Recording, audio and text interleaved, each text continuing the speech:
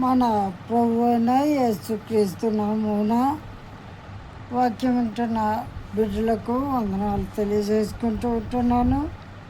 మరి మత్తయి సువార్తలో నుండి మనము ధన్యతల గురించి మాట్లాడుకుంటూ ఉంటున్నాం. గత దినాల్లో మనము క్రీస్తు శిష్యులను ఎందుకు ఏర్పాటు చేసుకున్నాడు, క్రీస్తు దగ్గరికి, యేసు దగ్గరికి ఎందుకు రావాలి అనే విషయాల గురించి మనము నేర్చుకొని ఉన్నాం. మరి ఈ సమయంలో మనము ధన్యతల గురించి మనము నేర్చుకోబోతూ ఉంటున్నాం. మత్తయి సువార్త 5వ అధ్యాయము 3వ వచనమును మనము ఒకసారి చూసుకున్నట్లయితే చదువుతున్నాను. ఆత్మ విషయమై దీనులైన వారు ధన్యులు, పరలోక రాజ్యము వారిది. ఇక్కడ చదవబడిన లేఖన భావాన్ని మనము జాగ్రత్తగా గమనించినట్లయితే ఆత్మ విషయమై దీనులైన వారు ధన్యులు అని దేవుని వాక్యము సెలవిస్తూ ఉంటున్నది. అసలు ఇక్కడ ధన్యత అంటే ఏంటి అనేది మనము ఒకసారి చూడాలి. ధన్యత అంటే ఇక్కడ ఆత్మ విషయమై దీనత్వము కలిగి ఉండటము అంటే ఏంటిది అనే విషయాన్ని మనము జాగ్రత్తగా గమనించినట్లయితే దీనత్వము అనే విషయాన్ని మనము జాగ్రత్తగా గమనించినట్లయితే దీనత్వము అంటే 2 దీనత్వాల గురించి మనము నేర్చుకోవలసిన బాధ్యత ఎంతగానో మనందరి మీద ఉన్నదని ప్రభుపేట జ్ఞాపకం చేస్తూ ఉంటున్నాను. దీనత్వము, ఆ 2 దీనత్వాలు ఏంటివి అని మనము చూసినట్లయితే మొదటిది శరీర విషయమైన దీనత్వము, రెండవదిగా ఆత్మ విషయమైన దీనత్వము. ఈ 2 విషయాలను మనము జాగ్రత్తగా గమనించినట్లయితే శరీర విషయమైన దీనత్వము అంటే ఏంటో మొదటిగా మనము చూసుకుందాం. ఆ తర్వాత ఆత్మ విషయమైన దీనత్వం గురించి సమయం ఉంటే నేను తెలియజేస్తూ ఉంటాను. అయితే శరీర విషయమైన దీనత్వము అంటే ఏంటో అని మనము జాగ్రత్తగా గమనించినట్లయితే అసలు దీనత్వము అనంటే తగ్గింపు స్వభావము కలిగి ఉండటం. తగ్గింపు, ఎంత తగ్గింపు? మన అవసరతలను బట్టి మనము ఎంత దీనత్వం కలిగి ఉంటామో, ఎంత తగ్గింపు కలిగి ఉంటామో మనందరికీ తెలిసిన విషయమే. అయితే శరీర విషయమైన దీనత్వము అంటే తమ అవసరాల కోసము ఎదుటి వారి మీద ఆధారపడేవారు. మన అవసరము తీరడానికి మనము ఎంత దీనత్వము కలిగి ఉంటామో ఒకసారి మనలను మనము జ్ఞాపకం చేసుకోవాలి. ఇక్కడ మనము చూసినట్లయితే దీనత్వము, తగ్గింపు అనంటే ఇక్కడ కడు బీదవారు లేక భిక్షము అడుక్కునేవారు అని మనం ఇక్కడ చూస్తూ ఉంటున్నాం. అడుక్కునేవారి పరిస్థితి మనందరికీ తెలిసినదే. అడుక్కునేవారు ఏ విధంగా ఉంటారో, వారి పరిస్థితి ఏ విధంగా ఉంటుందో అనేది మనందరికీ తెలిసిన విషయమే. అయితే అడుక్కునేవారు ఎక్కడ అడుక్కుంటారు, ఎప్పుడు అడుక్కుంటారు అని మనము గమనించినట్లయితే వారు ఎక్కడైనా అడుక్కుంటారు, ఎప్పుడైనా అడుక్కుంటారని మనందరికీ తెలిసినదే. ఎందుకంటే వారికి ఒక రోజంటూ ఒక వ్యక్తిని లెక్కలేదు, కానీ వారి అవసరము తీరుతుందంటే ఎవరినైనా భిక్షము అడగటానికి వారు సిద్ధపడి ఉంటారని, వారు అడుగుతూ ఉంటారని మనము తెలుసుకోవలసిన బాధ్యత ఎంతగానో ఉన్నది. అయితే వారి అవసరాల కోసం ఎవరి దగ్గరైనా అడుక్కుంటారని, ఎక్కడైనా అడుక్కుంటారని మనము చూస్తూ ఉంటున్నాం. అయితే ఎవరు అనే విషయానికి వచ్చినట్లయితే వారు మనము ట్రాఫిక్ దగ్గర చూస్తూ ఉంటాం. వారు చిన్నవారి దగ్గరైనా పెద్దవారి దగ్గరైనా ఎంతో దీనత్వం కలిగి మరి చెబుతూ అన్నము తినలేదు, ఆకలి అవుతూ ఉంటున్నది, 2 రోజులు మించి తినలేదు, లేక 3 రోజులు మించి తినలేదు అని వారి మీద ఇతరులకు జాలి కలిగి వారికి భిక్షము వేయడానికి, వారి అవసరత తీరడానికి ఎంత దీనత్వం కలిగి అయినా అడుక్కోవడానికి వారు సిద్ధపడుతూ ఉంటారని మనము గమనించాలని చూస్తూ ఉంటున్నాం. వారికి హాలిడే అనేది ఉండదు.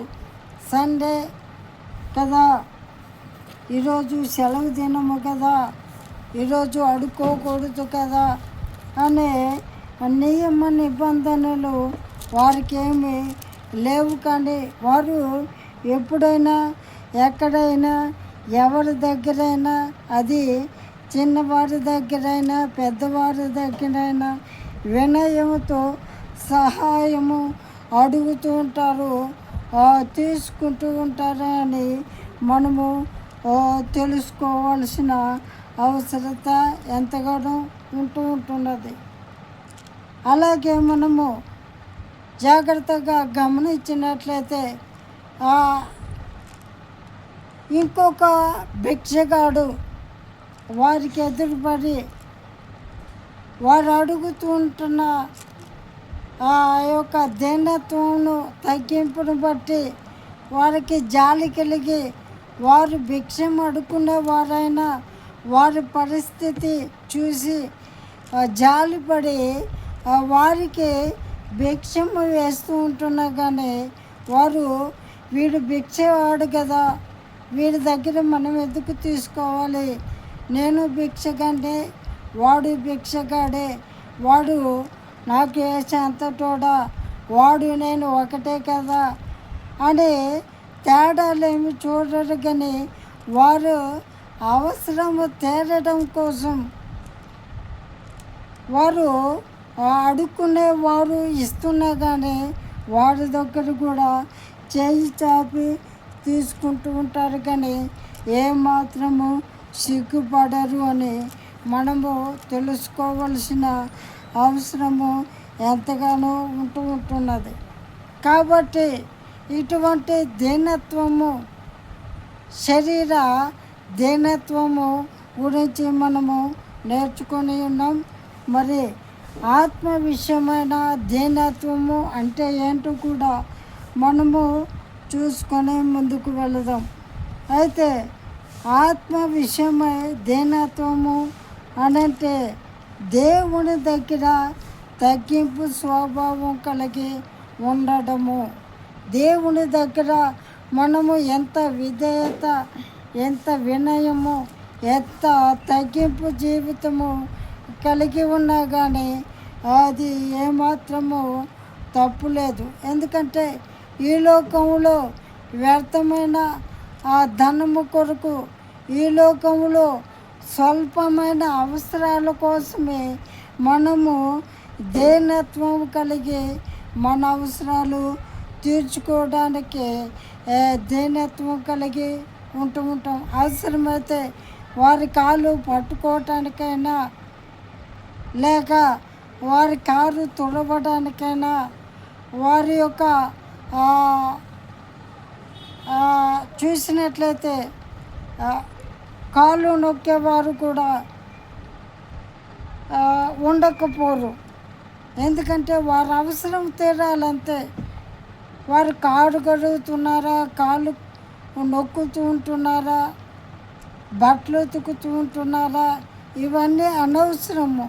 వారి అవసరము తీరడానికి వారి మీద ఇతరులు జాలిపడి వారి అవసరము తీరడానికి వారికి సహాయం చేయడానికి వీరు ఏమి చేయడానికైనా సిద్ధపడుతూ ఉంటారు. అయితే ఆత్మ విషయంలో మనము నిత్య రాజ్యంలో ఉండడానికి దేవునికి అంతకంటే దీనత్వం కలిగి జీవించడంలో ఏమాత్రము తప్పు లేదని మీ అందరికీ తెలియజేయచ్చు ఉంటున్నాను. ఎందుకంటే ఆ పరమ తండ్రి తన పోలికలో మనలను సృష్టించి ఈ లోకములో మనలను ఆశీర్వదించి ఫలించమని దేవుడు మనకు చెబితే ఆది మానవులైన అవ్వ ఆదాములు దేవుని మాటకు అవిధేయత చూపించిన వారై దేవుని మాట ఏమాత్రం వినకుండా దేవుడికి వ్యతిరేకంగా సాతాను మాట విని తినవద్దన్న పండు తిని పాపమును చేసి మరణమును కొని తెచ్చుకుని ఉన్నప్పుడు వారిని దేవుడు ఏదైనా తోటలో నుండి వెలుపలికి నెట్టివేయడం, ఆ తోటలో నుంచి వెలివేయడం, మీరు కష్టపడి బ్రతకాలి, చెమటోడ్చి తినాలి, మీరు భూమిని దున్ని బ్రతకాలి, అది పంటనిస్తే తినాలి, లేకుంటే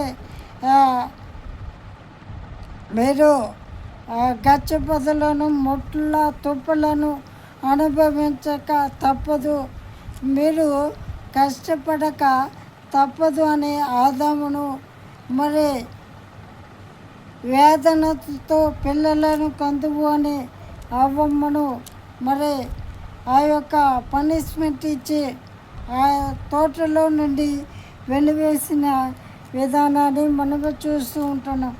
అయితే పాపం చేశారు కదా, అవిధేయత చూపించారు కదా, నా మాట వినలేదు కదా, వాళ్ళు దిక్కులేని చావు చావాలి, వారిని ఎవరు ఆదరిస్తారో,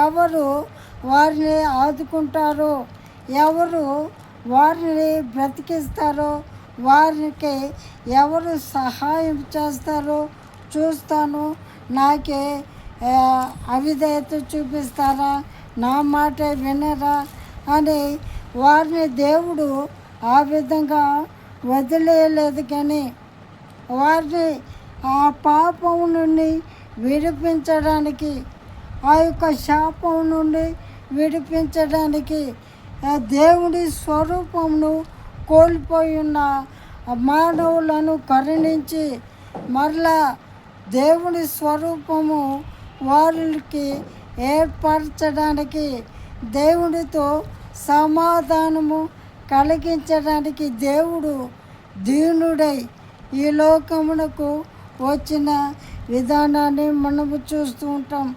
ఎంత దీనత్వం కలిగి ఉన్నాడో, ఎంత గడు పేద కుటుంబంలో పుట్టి ఉన్నాడో, మహిమ దేహాన్ని విడిచి మట్టి దేహాన్ని దాల్చి సర్వ సృష్టికర్త అయ్యుండి తాను జన్మించడానికి కూడా స్థానము దొరకనంత కడు భేదవాడుగా ఈ లోకమునకు నన్ను తన స్వరూపంలోనికి మార్చడానికి దీనత్వం కలిగి ఈ లోకమునకు వచ్చి ఉన్నాడు. ధనవంతుడై ఉండి దరిద్రుడిగా ఉన్నాడు. ఎంత దరిద్రం అంటే మరి తాను యేసు పడుకోవటానికి ఆ యొక్క మనము చేసుకుంటాం కదా ఉయ్యాలతోటి అని, అటువంటి వైభోగం కూడా దేవుడికి లేనంత దీనుడిగా పశువుల తొట్టిలో పడుండేంత దీనుడిగా ఈ లోకములకు వచ్చిన విధానాన్ని మనము చూస్తూ ఉంటాం. ఎంత దీనత్వము కలిగి ఉన్నాడో మనము చూస్తూ ఉంటాం. మత్తయి సువార్తలో మనము చూస్తూ ఉంటాం. 11వ అధ్యాయము 29వ వచనములో, నేను సాత్వికుడను దీన మనసు గలవాడును గనుక మీ మీద నా కాడి ఎత్తుకొని నా యొద్ద నేర్చుకొనిడి అని. కాబట్టి దేవుని రక్తము చేత కడగబడి పాపము నుండి విడుదల విమోచన పొంది ఉన్న నీవు నేను కూడా ఆత్మ విషయంలో దీనత్వం కలిగి ఉండాలని, అటువంటి దీనులే ధన్యులని ఆనందమయులని పరలోకంలో ప్రవేశిస్తారని, పరలోక రాజ్యము వారిదని ఇక్కడ దేవుడు తెలియజేస్తూ ఉంటున్నట్లుగా మనము చూసి నేర్చుకోవాలని, మనం కూడా అటువంటి దీనత్వం కలిగి జీవించడానికి ప్రభు చెంతకు వినయంతో రావాలని ప్రభు పేట కోరుతూ ఉంటున్నాడు. అయితే అంత మాత్రమే కాకుండా దేవుని దగ్గర తగ్గింపు స్వభావము కలిగి ఉండటమే కాకుండా దేవుని వాక్యం పట్ల ఆకలి కలిగి ఉంటారని మనము చూస్తూ ఉంటున్నాం. ఆత్మ విషయమై దేనత్వము అనంటే దేవుని వాక్యం పట్ల ఆకలి కలిగి ఉండాలి. దేవుని వాక్యము ప్రార్థన ఆ యొక్క ఆరాధనలో ఎక్కడ జరుగుచుండను అక్కడికి వెళ్ళి నేను వాక్యంతో బలపరచబడాలి, ఆత్మీయ జీవితంలో ఎదగాలి అన్న ఆశ కలిగిన వారు, ఆత్మ విషయంలో దీనత్వము కలిగిన వారు అని దేవుని వాక్యము సెలవిస్తూ ఉంటున్నది. కనుక అటువంటి ఆశ ఆతృత మనలో ఉన్నదా లేదా ఒకసారి మనము గ్రహించాలి. అటువంటి ఆతృత మనలో ఉంటే మనము ఆత్మ విషయంలో దీనత్వం కలిగి ఉన్నామని, మనము పరలోక రాజ్యమునికి వారసులముగా ఉన్నామని, పరలోకములో స్థానాన్ని సంపాదించి ఉన్నామని మనము తెలుసుకొనుటకు ఇదొక సూచనగా కనపడుతూ ఉంటున్నది. అంత మాత్రమే కాకుండా ఇక్కడ చూసినట్లయితే అటువారు ఎవరి దగ్గరైనా ఎప్పుడైనా గర్వము లేకుండా వినయముతో వినడానికి ఇష్టపడతారు. మనము ఈ లోకంలో చూస్తూ ఉంటాం. కొంచెం వాక్యము తెలిస్తే, నాకు తెలియని వాక్యమా, నాకే చెప్పే అంతటోడువా, నీవు నిన్నగాక మొన్న దేవుని నమ్ముకున్న వాడవు, నీవు నాకు చెప్పేదేంటి, నాకు బైబిల్లో సమస్తము తెలుసు అని అంటూ ఉంటారు. అటువంటి వారు గర్విష్ఠులు. అటువంటి స్వభావము మనలో ఉంటే ప్రభువా ఈ స్వభావాన్ని నాలో నుండి తీసివేయమని మనము దేవుణ్ణి అడగటము ఎంతో అవసరమై ఉంటున్నది. ఎందుకంటే అది దేనత్వము నాకు సంబంధించిన మనసు కాదు. ఆత్మ విషయంలో దేనత్వం అంటే వారు ఎవరి దగ్గరైనా దేవుని మాటలు దొరుకుతూ ఉంటున్నాయంటే ఆసక్తితో వినడానికి ఆతృత పడతారే కానీ ఇవన్నీ నాకు తెలుసు అని పెడచెవిన పెట్టడానికి ఏమాత్రము ఇష్టపడరు అని మనము తెలుసుకోవలసిన బాధ్యత ఎంతగానో ఉన్నదని ప్రభు పేట కోరుతూ ఉంటున్నాను. అంత మాత్రమే కాకుండా ప్రతి అవసరం కోసం దేవుని మీద ఆధారపడతారు. ఇలాంటి వారిని ఆత్మ విషయమై దీనులు అంటారని దేవుని వాక్యము సెలవిస్తూ ఉంటున్నది. ప్రతి విషయంలో దేవుని మీద మనము ఆధారపడుతూ ఉంటున్నామా, లేక కొన్ని విషయాల్లో మనము దేవునికి ప్రార్థన చేయకుండా మనము పనులు ప్రారంభిస్తూ ఉంటున్నామా అనే విషయాన్ని మనము జ్ఞాపకం చేసుకోవాలి. ప్రతి చిన్నదానికి కూడా మనము దేవుని మీద ఆధారపడుతూ ఉంటున్నామంటే అది ఆత్మ విషయంలో దీనత్వం కలిగి ఉంటున్నామని అనడానికి సూచనగా ఉంటున్నది. మనము దావీదు భక్తుని చూసినట్లయితే యుద్ధ వీరుడు, ఎక్కడికి యుద్ధానికి వెళ్ళినా జయ జీవితంతో తిరిగి వచ్చే దావీదు మరి దినమునకు 7 సార్లు ప్రార్థన చేసేవాడని బైబిల్ గ్రంథము చెబుతూ ఉంటున్నది. అంత వీరుడికి ప్రార్థన చేయడానికి ఏమాత్రము ఇష్టపడరు కొంతమంది. అయితే అతడు ఒక రాజు, అంత బిజీ పర్సన్ అయి ఉంటూ కూడా రాజ్యమంతటిని పరిపాలిస్తూ రాజ్యమునకు న్యాయ నిబంధనలు చేస్తున్న వ్యక్తి అయినను దినమునకు 7 సార్లు సమయాన్ని దేవునికి సమర్పించేవాడని బైబిల్ గ్రంథం సెలవిస్తూ ఉంటున్నది. అయితే నీ సంగతి నా సంగతి ఏంటి? కొంతమంది అయితే అన్నం తినేటప్పుడు కూడా ప్రార్థన చేసుకోరు, పడుకునేటప్పుడు ప్రార్థన చేసుకోరు, ఉదయాన్నే లేచినప్పుడు ప్రార్థన చేసుకునే అలవాటు కానీ బైబిల్ చదివే అలవాటు కానీ ఉండదు. అటువంటి వారు గర్విష్ఠులని బైబిల్ గ్రంథము సెలవిస్తూ ఉంటున్నది. ప్రతి విషయంలో దేవుని మీద ఆధారపడాలి, అది చిన్నదైనా పెద్దదైనా. ఇక్కడ మనము జాగ్రత్తగా గమనించినట్లయితే